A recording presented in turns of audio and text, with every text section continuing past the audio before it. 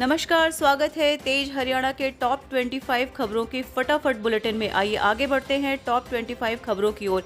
यदि आपने अभी तेज हरियाणा को सब्सक्राइब नहीं किया तो जरूर करें।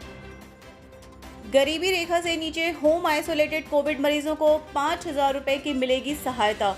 हरियाणा के गृह एवं स्वास्थ्य मंत्री अनिल विज ने कहा कि राज्य में कोविड मरीज जो गरीबी रेखा से नीचे जीवन यापन कर रहे हैं और होम आइसोलेशन में हैं को 5,000 रुपए की एक मुश्त राशि चिकित्सा सहायता के रूप में दी जाएगी। यह राशि सीधे मरीजों के बैंक खाते में भेजी जाएगी। विज ने जानकारी देते हुए बताया कि इसके लिए लाभार्थी कोविड मरीजों का परिवार पहचान पत्र होना अनिवार्य होगा। उन्होंने कहा कि निजी अस्पतालों को ऐसे मरीजों की जानकारी वेबसाइट पर अपलोड करनी होगी। प्रदेश में कोविड संबंधी सहायता के लिए 8558893911 हेल्पलाइन नंबर जारी किया गया है।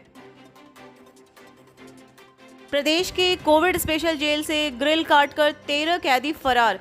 कुछ दिन पहले ही शहर से सटे दिल्ली रोड स्थित गांव फिदेड़ी में बनाई गई कोविड स्पेशल जेल से बीती रात कोरोना पॉजिटिव 13 बंदी बैरक की ग्रिल काटकर फरार हो गए।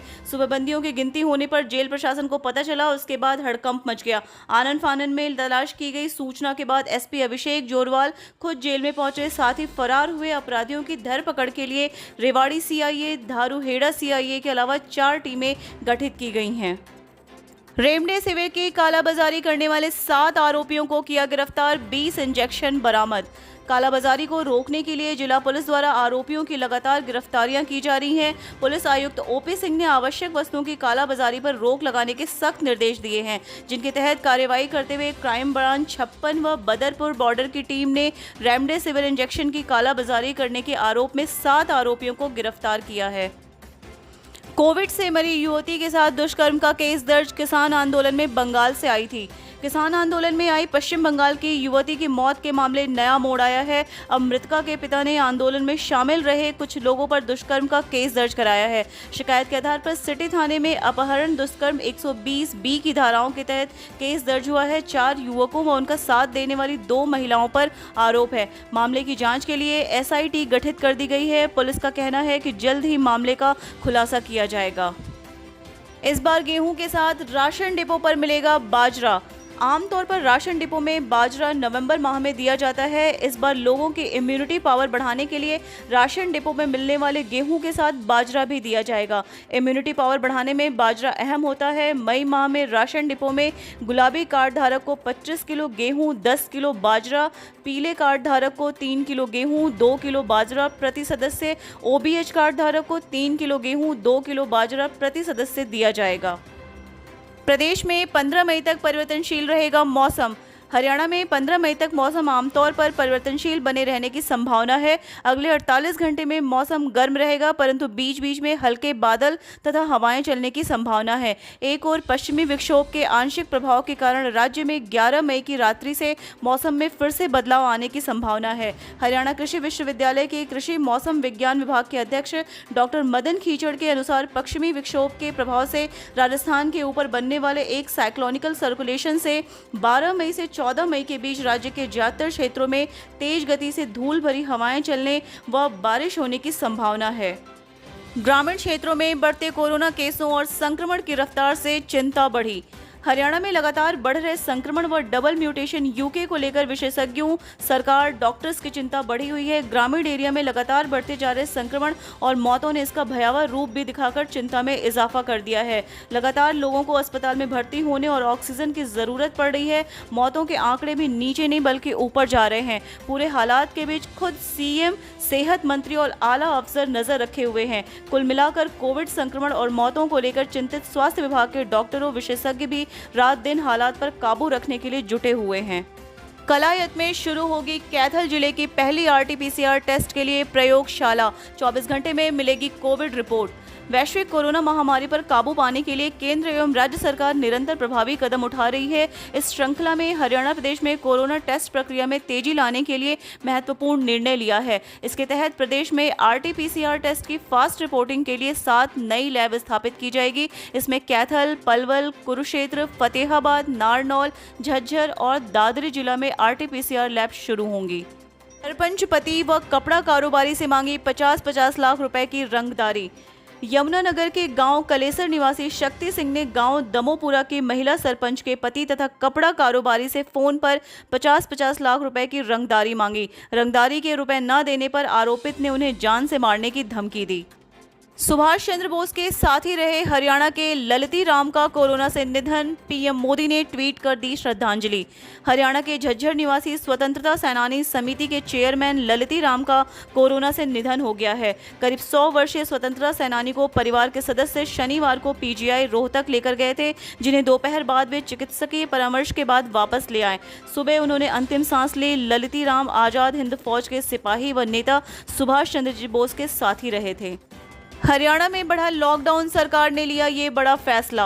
हरियाणा में सरकार ने लॉकडाउन को लेकर बड़ा फैसला लिया है। प्रदेश में 1 हफ्ते के लिए लॉकडाउन को आगे बढ़ा दिया गया है। इससे पहले सरकार ने 3 मई से लॉकडाउन लगाया था। अब सरकार ने 1 हफ्ते के लिए आगे बढ़ा दिया है। 17 मई तक प्रदेश में लॉकडाउन रहेगा।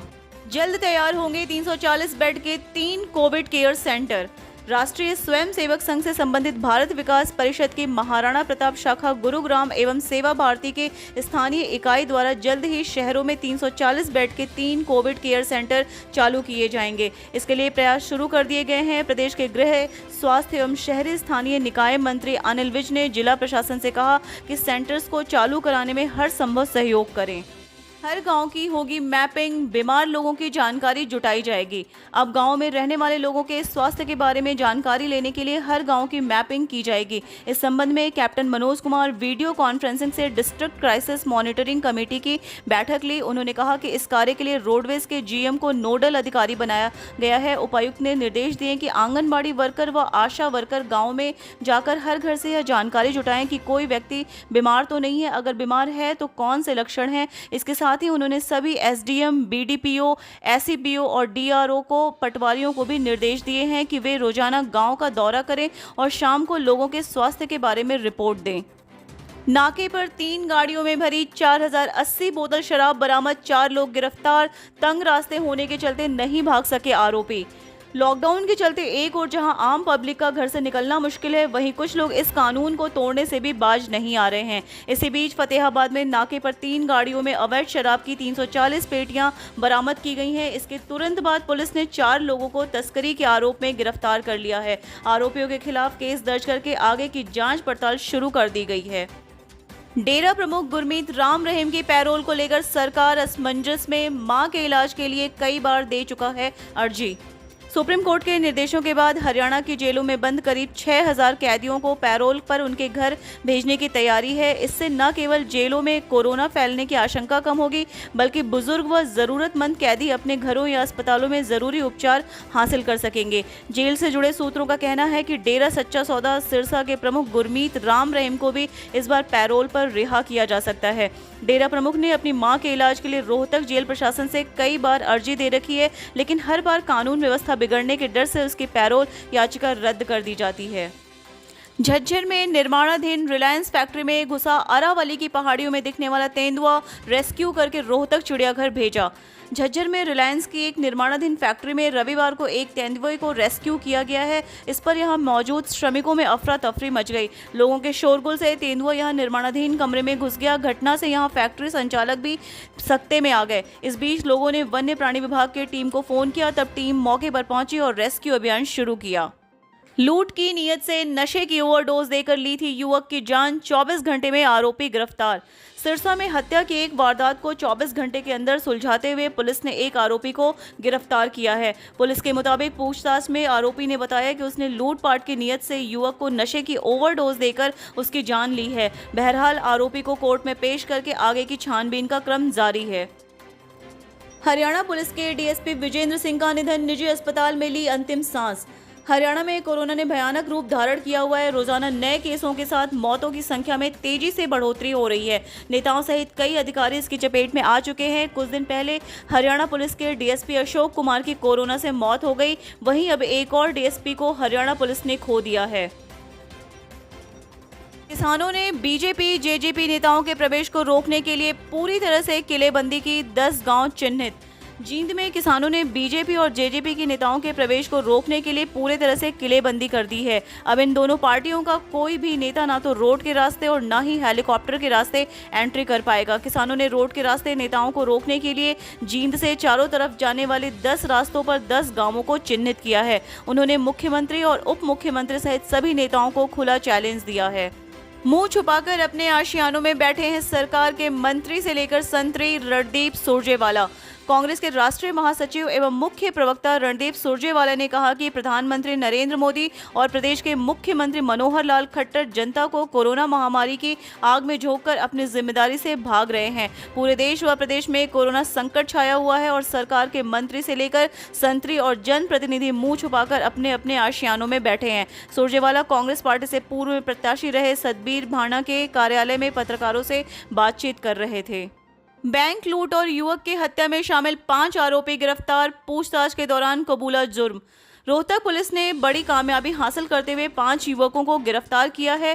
पकड़े गए आरोपियों से 2 बड़े मामलों का खुलासा हुआ है। इन 5 युवकों ने 28 अप्रैल को रोहतक जिले के भराड़ गांव में एक युवक की हत्या की और 3 मई को मकड़ौली गांव में एक्सिस बैंक को लूटने का प्रयास किया था। फिलहाल पुलिस ने इन 5 आरोपियों को अदालत में पेश कर रिमांड की मांग करेगी। कंवरपाल गुर्जर का बयान, प्रदीप चौधरी के मामले में होगा कोर्ट का निर्णय अंतिम।